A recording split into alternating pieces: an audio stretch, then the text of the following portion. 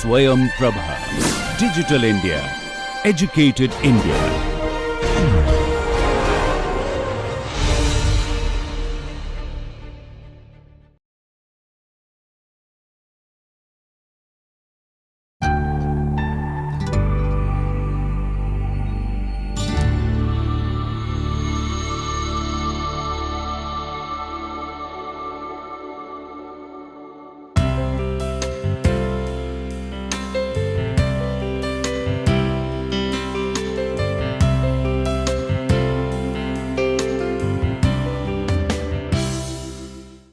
Welcome learners to the third lecture in this NPTEL course titled The English Novel Interdisciplinary Approaches. In the previous lecture, I spent a lot of time reading from the opening pages of this very famous novel, Pamela, and I promised to go into a little more detail about this opening as well as the intellectual and social issues that this opening connects us with, issues of class and gender most primarily. I'll begin by returning to that opening and by focusing on some aspects of Pamela's first letter to her parents, which opens this novel. I would like us all to focus on how ordinary Pamela is. That is to say, Pamela's concerns emerge from her very precarious employment situation. That is, her fate depends on the existence of other people, much more radically, much more completely than others. One day she was staring at bankruptcy and unemployment because one of her employers was on her deathbed. And it was only through a very random and a very arbitrary turn of events, that is, a mother making her son promise that he would take care of her servants as Pamela's former employer extracts a promise out of her son. It is this a very arbitrary event that ensures that Pamela stays solvent, that she doesn't have to give up her job and go and live with her parents who are aging and not very well to do themselves, and therefore to support Pamela would be an additional burden. So Pamela's concerns are ordinary. She may not be from an aristocratic family, but her concerns, the struggles that she faces, the challenges that she faces, and the strategies that she comes up with in order to surmount those challenges, they are very human. And from the very first page, the novel proceeds with an assumption that it is worth reading about this very ordinary person's very ordinary challenges, that there's something about the way the novel describes this ordinary person that it makes us feel that there is something extraordinary about her situation. So that is the first thing to note. The second is Pamela's honesty. If you go back and reread that letter very carefully, you'll find that while Pamela is grieving for the death of her former employer, Pamela is also as much concerned about her situation, her employment and financial situation. This kind of honesty is, of course, natural. Grief for one's employer cannot but jostle for primacy with the fear for one's own survival, right?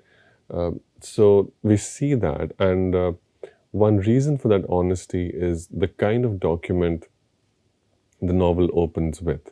That is, it's a document in which people are naturally invited and enabled to express themselves honestly. It's a letter that Pamela is writing to her parents. If this is not the ideal and optimum space for expression of complete honesty, then perhaps there is no other space. Pamela knows that she's writing a document which only the intended recipients will read. the fact that thousands and millions of readers are actually reading this very personal and very intimate document is actually one of the conceits and one of the powers, most powerful features of the novel as a genre. Of course, Pamela is not a real person, so we can all read these very private and very intimate documents without any guilt of violating anyone's privacy. In fact, privacy in the context of this novel is created by this contract between Richardson's narrator, who is this fictional person named Pamela, and Richardson's readers. The contract between Richardson's readers and this narrator is that even though we are privy to a lot of intimate details of Pamela's life and the news of her employer's death and this letter to her parents is very mild compared to the kinds of personal information that later will be revealed.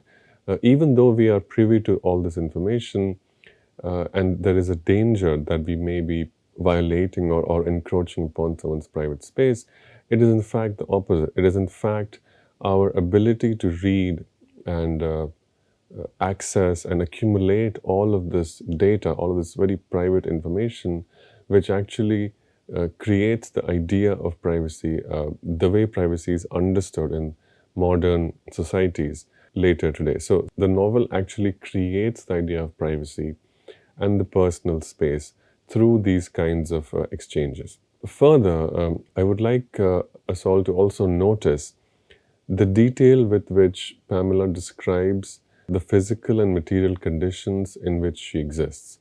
I've already mentioned the detail with which Pamela mentions her employment situation. I would like you all now to notice the manner in which Pamela describes her immediate situation. The sentence about tears blotting the paper on which she's writing, it's detail that connects the readers to the real-time situation, to the evolving material conditions in which Pamela is writing. To mention that her tears fall on the page and blot the letter is a choice. The narrator is making a choice. This information could be conveyed also by simply saying that I cried a lot, as Pamela mentions many times in the letter that I just read. Pamela mentions that she was crying, she was sobbing, she was weeping. There are multiple mentions of the act of crying. However, all of those acts, all of those mentions, all of those words report an event, whereas this description of the letter, actually the paper on which the letter is written, being blotted by a few drops of tears that have fallen on it, that takes Pamela's account to another level of realism and intimacy. Readers are brought much closer to Pamela's own experiences. Right? And this is something that Pamela does in order to earn the trust of her reader. Of course, her parents wouldn't doubt that Pamela was lying or that Pamela didn't actually cry when she mentioned that she was crying. That's not the case. In fact, it is for other readers, readers who are more likely to question whether Pamela actually experienced the kind of things she experienced. So we, as readers who don't have any familial connection to Pamela, we are brought that much closer. We are enclosed in a very trusting and intimate bubble in which we believe and we feel and we understand exactly what Pamela has experienced. I also want to notice and highlight Pamela's instructions to her parents on how they must retrieve the 4 guineas. This is a choice that Richardson makes in order to convey to readers exactly where Pamela can be placed in the economic and social ladder of 18th century England. not all of Richardson's readers would have the same relationship to wealth or coins. Most of Richardson's readers would have treated these 4 gold coins as valuable, but not so valuable as to go to this extent of hiding them, making sure that the carrier cannot hear them chink or clink against each other, and to also give instructions to her parents on how they must carefully unpack and unbox the multiple layers in which they have been enclosed, so as to ensure their safe and undetected delivery. So this is information that conveys to Richardson's readers that Pamela is very much a person of the real world, and she's a person who occupies a particular station in the economic hierarchy. That is to say, she's not very wealthy. And this situation of not being very wealthy is not just a fact. It is a circumstance that shapes Pamela's narrative. It shapes how Pamela experiences the world. It shapes how Pamela writes about that experience. And it shapes our experience as readers, because we are reading about the challenges and the travails and the fate of a very ordinary person. The newness of Pamela is something that comes through this very unpretentious description of how she treats money and how very valuable these 4 guineas are to her. I mentioned in the first lecture that the prose fiction that became very popular in 18th century England was unique because it had a lot of lower class and working class protagonists. That is to say, the protagonists in literary texts and most prose fiction before 18th century England featured protagonists and characters from very elite backgrounds, that is, nobility, aristocracy, etc., royalty, etc. Whereas in the 18th century, we find a lot of prose fiction texts which deal with the fate of lower class, working class, criminal, semi-criminal sort of protagonists. And there are many examples. To take the work of Daniel Defoe, for instance, we have characters like Moll Flanders, Roxana, etc. There is one difference between these characters who we find in the novels of Daniel Defoe and Pamela. The difference is that when Defoe or Fielding or many other 18th century novelists described these working class characters or protagonists from a lower economic or class position than the typical protagonist or the typical reader and writer of novels, there was a hint of condescension. What I mean by that is that there was an unspoken assumption and awareness shared both by the narrator and the reader that these working class characters were not the ideal subjects of literature, but an exception was being made because there was some kind of narrative value to be had by reading about the fate of these working class and lower class protagonists. We see none of that condescension, none of that justification being provided in the case of this novel and this protagonist, both of which are named Pamela. Richardson's narrator does not make excuses for Pamela's not being wealthy, not being from a very elite background, not being from a typical elite novelistic or literary royalty. Pamela is what she is, and the novel unapologetically describes this character with all of the implications of her being from the class that she is from. Now, the key tension in the novel emerges soon after the situation that Pamela describes in the first letter. As you recall, in the first letter, Pamela explains the situation which is that her former employer has died, and an aging woman, and her servants have now been transferred to her son, who is now the new master. And this man, whose name is Mr. B, has promised to take care of all of his mother's servants and has included a special mention and a special assurance to Pamela that he would take care of her. Now, from this very noble and edifying promise, a very unpleasant situation emerges, which is that Mr. B begins to view Pamela as a kind of property, and like his other material property, wishes to extract and exploit Pamela. He wishes to exploit Pamela sexually and makes many advances on her. There are many characters, other characters, who view this as natural and who view this kind of assault on Pamela as nothing remarkable, nothing criminal, and very, very natural. Now, one character in the novel puts it thus, that is, when Pamela refuses, resists, and is very upset and is very, very distressed at the kind of assault she faces from Mr. B.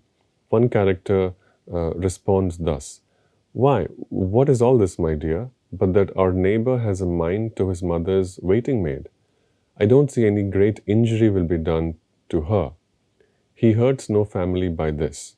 By having a character articulate this sentiment, Richardson actually describes 3 levels of hypocrisy in the novel, which corresponded directly to hypocrisy in the society of 18th century England. That is, gentlemen or men who owned property had certain privileges. They had the freedom to pick and choose the bodies of women around them. That was one level of hypocrisy. The second was that for women there were 2 levels. Elite or women from elite backgrounds, such as Mr. B's, had to play along with these desires, mainly because they did not have any other hope of securing financial stability other than marriage. Finally, working class women like Pamela did not even have that hope. So the most that they could do is tolerate the violence and the atrocities that came their way, especially from people like Mr. B. And the most that they could hope was that if they tolerated, quietly suffered, they would be allowed to continue working. So these were the 3 levels of hypocrisy, and Richardson is very critical, like a true social realist. He's very critical of these double and triple standards that persisted. For Richardson's narrator, which is mostly Pamela, but sometimes other people, depending on who's writing the letter, these hypocrisies created a problem that was tragic enough to warrant novelistic representation. So on more than one occasion in the novel, the readers are provided graphic details of how Mr. B physically assaults Pamela and almost rapes her. Pamela's harrowing near escapes are not merely tragic, though they produce very obviously feelings of horror, pity, and catharsis. Instead, Richardson's novel genuinely disturbs the reader. We are as harrowed, we are as disturbed, and almost as stressed as Pamela herself. So it's a very discomforting read. The novel creates a sense that Pamela's vulnerability communicates a fundamental problem with the world, not just hers, but ours as well. And by ours, I mean contemporary readers of Richardson, that is, everyone who inhabits the social universe of 18th century England. That universe has a problem, that social universe has a problem, if people like Pamela are vulnerable to the whims and fancies of her employer. The problem emerges from 2 things, that is class and sexuality. Wealthy landowners like Mr. B felt desire for poor servant girls like Pamela. The existing social norms of 18th century England legitimize Mr. B's impulse to simply exploit Pamela, use her for sexual pleasure, and abandon her. So this is a problem. This is the fundamental contradiction in the society of 18th century England, which creates this novel. Richardson's novel Pamela provides an imaginary solution to this real problem. Pamela resists Mr. B and describes that resistance in words. These are spoken in her exchanges with Mr. B, but more importantly, these are written. She writes about her travails, just like the opening letter I read, and these subsequent letters together make the novel Pamela. Pamela also writes letters to Mr. B, which have the cumulative effect over many pages and significant passage of time of making Mr. B see her as a human being. He proposes marriage to her, and at that point, Pamela agrees. The reformation that Pamela's words produce, and which Richardson's novel records and describes for readers like us, is Mr. B's education in the procedures of what can be called modern love. These can be called courtship, romance, seduction, sensitivity, or respect for for women as human beings and not just bodies, and a whole range of other terms depending on the context. Understood in terms of sexuality, marriage, and class, then we can define the English novel based on our understanding of Pamela so far. A novel can be defined as a long piece of prose fiction about a poor woman by a middle-class man. This is Pamela. And from this, if we extrapolate to define the novel in general, we can define it thus. The novel is a tract of prose fiction that trains readers in a certain form of enjoyment. It's an enjoyment that derives from watching how a particular genre, the novel, achieves its goal of domesticating male sexual desire for females into middle-class love, a love that culminates in marriage. Such an understanding of the novel, as inaugurated by Pamela and developed into much more sophisticated forms by other writers, leads to two problems. The first problem lies in the underlying assumption about the ahistorical and supposedly unchanging nature of sexuality. If you go back and reread the definition I just provided in the previous slide, you will notice how it assumes that the nature of sexuality remains the same across historical periods, whether in 18th century England or in 21st century India. To be clear, there is nothing wrong with such an assumption. All cultures have their own unique idiosyncrasies. However, in this case, the enjoyment and appreciation of the English novel requires the readers turn a blind eye to some very important historical developments. In addition, the definition that I just provided also leads to another problem. The second problem is that it fails to account for how and why so many women writers began to write novels that gained a lot of respectability as well as financial and marketable success. Now, coming to the problem with this idiosyncrasy. All cultural forms have certain idiosyncrasies. They require us to think in certain ways in order to enjoy a certain cultural form. However, in the case of the English novel, the enjoyment and appreciation of the English novel requires, based on the definition I just provided, if we want to enjoy and appreciate the English novel, it requires that we as readers turn a blind eye to two important historical developments. The first is the growing importance given to women's spaces and experiences in English fiction beginning in the 18th century. From a passive object of socially sanctioned male power, women's spaces become an expression of human agency. And this is the transition that we will be tracing between Pamela, a novel that I have been discussing in these two lectures, and the first novel that I choose for in-depth analysis, which is Pride and Prejudice. The second is the growing popularity and respect gained by women writers beginning in the late 18th century. In her 1987 book, Desire and Domestic Fiction, the scholar Nancy Armstrong asks, I know of no history of the English novel that can explain why women began to write respectable fiction near the end of the 18th century. Those of you who recall my first lecture will immediately notice how closely this quote mirrors the opening sentence of Ian Watt's The Rise of the Novel. Ian Watt began his book, The Rise of the Novel, Studies in Defoe, Richardson, and Fielding, by stating that there are still no convincing answers to whether the prose fiction that began to be written and that became popular in the 18th century in England was a new form. So was the novel a new genre? That's what Ian Watt was asking. And Ian Watt answered by saying that the novel is a new genre because it creates formal realism. Similarly, Nancy Armstrong asks why women began to write respectable fiction near the end of the 18th century.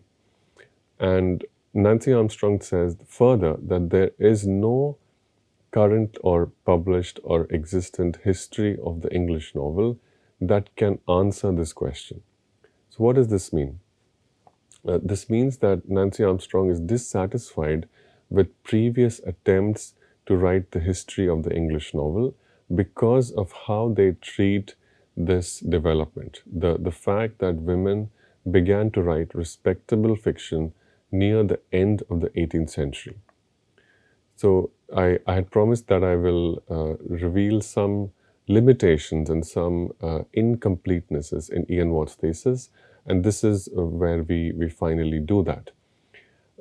Armstrong quotes from Ian Watt's book, in which Ian Watt writes why women began to describe domestic spaces and generally personal relationships in the novel. Armstrong writes about Ian Watt, when it comes time to account for Jane Austen, historical explanations elude Watt, and he falls back on a commonplace claim. And now Armstrong quotes Watt, the feminine sensibility was in some ways better equipped to reveal the intricacies of personal relationships and was therefore at a real advantage in the realm of the novel. This kind of an assumption about the essential feminine privilege that certain women writers have is a very problematic one. And let's think a little bit about what's wrong with this claim. This claim assumes that there is a certain link between possessing a certain kind of body, having a certain kind of emotional sensibility, and the ability to write about certain things. Right? To be specific, Ian Watt, in this sentence that Armstrong has quoted, tends to or seems to assume that women writers, because they are women writers, are better able to write about personal relationships. Right? Now, is this a fair claim to make? Let's think a little bit about it. Armstrong's claim is that this sort of a claim is not unique to Ian Watt, but actually plagues much criticism and especially historical writing about the English novel. Armstrong further writes, definitive histories of the novel presuppose a social world divided according to the principle of gender, and neither can possibly consider how such a world came into being and what part the novel played in its formation. In other words, Armstrong's critique of contemporary and much published histories of the novel, which tend to assume that feminine spaces and women writers had a unique connection, seem to encourage an assumption that women's spaces were insulated from the political and social world. But such insulation does not pre-exist the writing. Instead, the writing creates such insulation. I will reflect and further expand on this claim in my next lecture, but essentially I would like us all to spend some time and reflect on the claim that Armstrong is making. The claim specifically is that when we read a novel like Pamela, and we assume that it is describing something essential or something eternal about desire or sexuality, and how desire, sexuality, and power are played out in domestic spaces. We are giving into a certain ideological work, right? The ideology is that female sexuality and sexuality in general exists before it is written about. It is first written about by male writers and then written about by female writers, which is then accepted as an expression of human or universal truth. The claim Armstrong would like to make, and which I think we should all remember going forward, is that this claim about the essential or unchanging nature of human agency as understood from the description of sexuality is not universal. In fact, it is a claim that's being made by certain writers. Richardson in Pamela would like to claim that this is an expression of sexuality and domesticity. Similarly, other subsequent writers who wrote about domestic spaces were received and were celebrated as essential and universal expressions, but they were in fact particular expressions. And Armstrong's claim is that the writing of the English novel has tended to create this very ideological claim about the universality of domestic spaces. We will reflect on this and understand the politics and the conflict behind these kinds of claims in the subsequent lecture.